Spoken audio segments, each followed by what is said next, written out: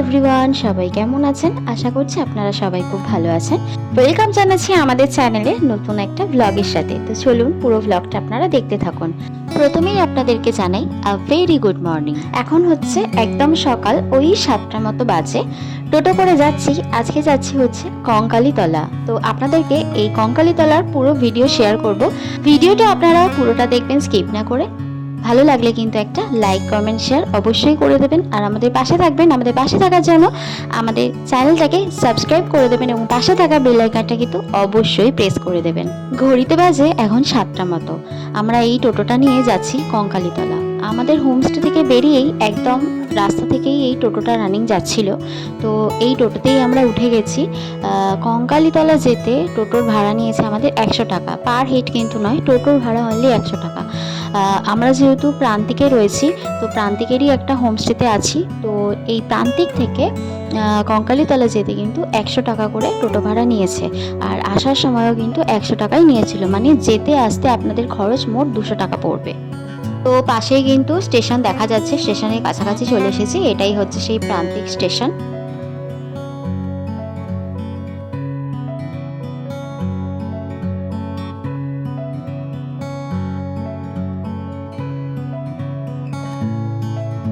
শান্তিনিকেতন, যেটার নাম শুনলেই সবার চোখের কাছে ভেসে ওঠে একটা গ্রাম বাংলার পরিবেশ।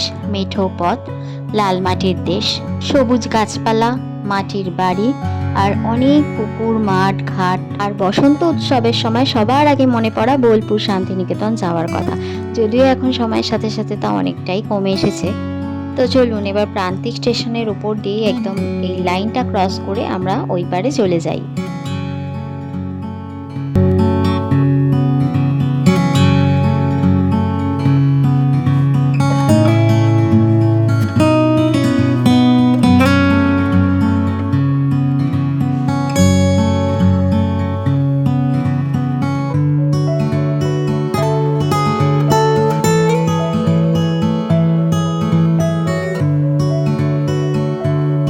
দেখুন কত সুন্দর একটা মাটির বাড়ি। আমি অনেক দিন পরে এরকম একটা মাটির বাড়ি দেখছি। আমাদের কলকাতাতে তো অবশ্যই এরকম বাড়ি এখন দেখা যায় না। একটু গ্রামের দিকে এলে এইসব এখনো অবধি চোখে পড়ে।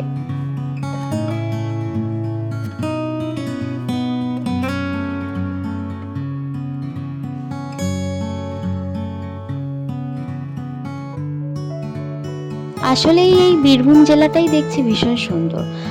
শান্তিনিকেতন, বোলপুর বা এই কঙ্কালীতলা, এটা তো বীরভূম জেলার মধ্যে পড়ছে। আমি তো প্রথমবার এসেছি এখানে। এই বীরভূম জেলাটাই দেখছি ভীষণই সুন্দর।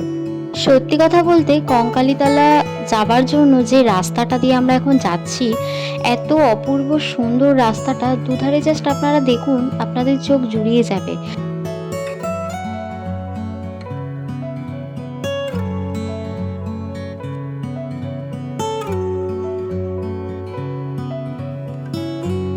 আচ্ছা, আপনারা কিন্তু বাসে করেও কঙ্কালীতলা পৌঁছে যেতে পারেন। সেক্ষেত্রে বোলপুর থেকে লাভপুরগামী যে বাসগুলো আছে সেগুলো কিন্তু কঙ্কালীতলা যাচ্ছে। মানে আপনাদের যে টোটো করেই যেতে হবে তেমনটা নয়। আপনারা যদি কেউ বোলপুরে এসে থাকেন, বোলপুরের কোনো হোটেলে, তো ওখান থেকে কিন্তু বাসও যাচ্ছে, বাস অ্যাভেলেবেল।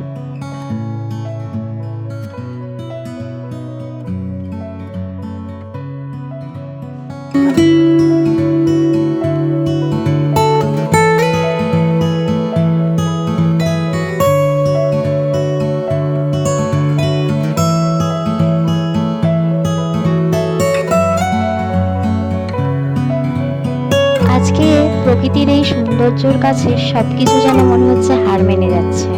খোলা আকাশ আর নিচে চিরসবুজ মাঠ।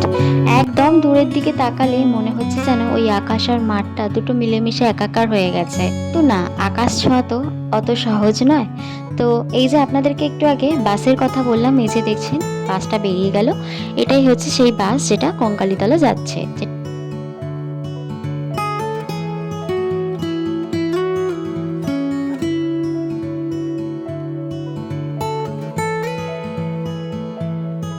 চলুন কথা বলতে বলতে ফেলে চলে এসেছি অনেক রাস্তায়। এবার প্রায় কাছাকাছি কঙ্কালীতলা চলে এসেছি।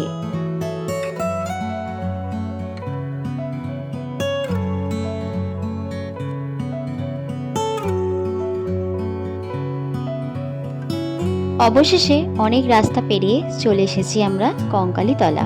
এই যে মন্দিরের গেট ফেলে রেখে আমরা এগিয়ে যাচ্ছি সামনের দিকে।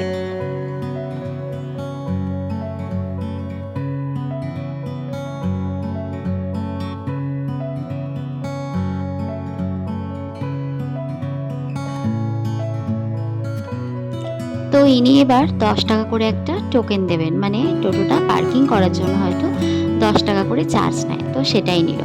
তো আমাদের টোটো পার্কিং হয়ে গেছে, আমি এবার ডালা কিনে নিয়েছি। তো এবার চলুন ডালা কিনে নিয়ে মন্দিরের ভেতর প্রবেশ করা যাক।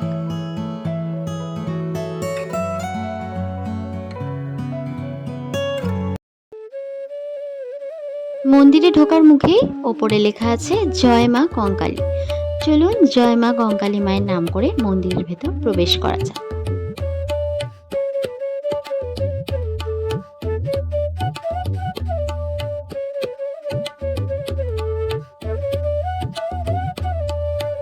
চলে এসেছি একদম মন্দিরের ভিতরে। এবার যেখানে মেন মন্দির মায়ের পুজো হচ্ছে সেইখানে ঢুকবো। কঙ্কালীতলা হচ্ছে 51তম সতীপীঠ, মানে সর্বশেষ সতীপীঠ এটা। এখানে কিন্তু মাকে 51টা জবার মালা দিয়েই কিন্তু পুজো দেওয়া হয়। যেহেতু এটা সর্বশেষ সতীপীঠ 51তম, তাই জন্য এখানে মাকে জবার মালাও কিন্তু 51টা দিয়েই পুজো দেওয়া হয়। আর আমিও কিন্তু সেই 51টা জবার মালাই কিনে নিয়েছি মাকে পুজো দেওয়ার জন্য। চলুন মন্দিরের ভেতর প্রবেশ করার আগে মায়ের নাম করে একটু ঘন্টা বাজিয়ে মন্দিরের ভেতর প্রবেশ করি। এখানে কিন্তু অঞ্জলি দেওয়ারও ব্যবস্থা আছে, আর আমরা কিন্তু খুব ভালোভাবে অঞ্জলি দিয়েছি এবং পুজোও দিয়েছি। হিন্দু বিশ্বাস অনুসারে পৌরাণিক মতে পিতার অমতে গিয়ে দেবী সতী মহাদেবকে বিয়ে করেন, এবং সেটা কিন্তু দক্ষ রাজা মেনে নিতে পারেননি, এবং তিনি একটা যজ্ঞের আয়োজন করেন, এবং সেই যজ্ঞে কিন্তু সমস্ত দেবতাকে আহ্বান জানানো হয়, শুধু মহাদেবকে আহ্বান জানানো হয় না। এবং মহাদেব অর্থাৎ শিব ছাড়া কিন্তু যজ্ঞ অসম্পূর্ণ।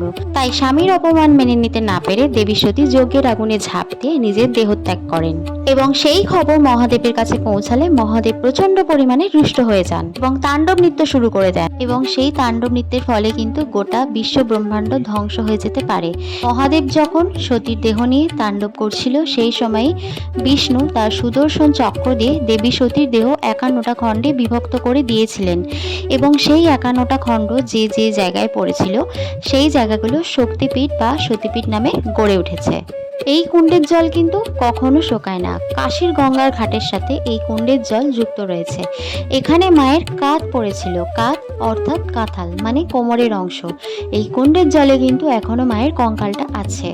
আর এটা হচ্ছে মায়ের যজ্ঞের জায়গা, যেখানে মায়ের যজ্ঞ হয়, বলি হয়। আর এখানের মা কিন্তু দেবগর্ভা নামে পূজিত হন। এইটা মায়ের আদি মন্দির, এখানেই আগে মাকে পুজো করা হতো। বর্তমানে সামনের যে মন্দিরটা আপনারা দেখলেন ওটা পরে নতুন করে করা হয়, কিন্তু আগে এখানেই মাকে পুজো করা হতো। আর ওই কুণ্ডের জল কিন্তু শান্তির জল হিসাবেও ব্যবহার করা হয়। আমিও মাথায় দিয়েছি, সাথে সুরজিতেরও মাথায় দিয়েছি। পুজো দিয়ে এখানে খুবই ভালো লেগেছে। আপনারা যারা শান্তিনিকেতন আসবেন অবশ্যই কিন্তু একবার কঙ্কালীতলা ঘুরে যাবেন। আর ওই যে দূরে যেখানে আগুন জ্বলছে দেখছেন, ওখানে মায়ের ভোগ রান্না হচ্ছে।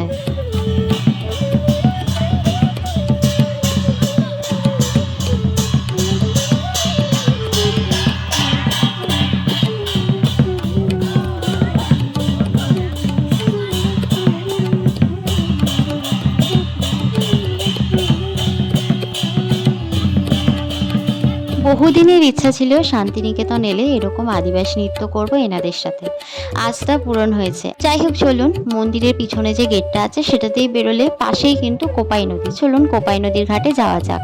ছোটবেলায় বইতে পড়েছিলাম এই কোপাই নদীর কথা, আজকে তার সামনে থেকে দেখব।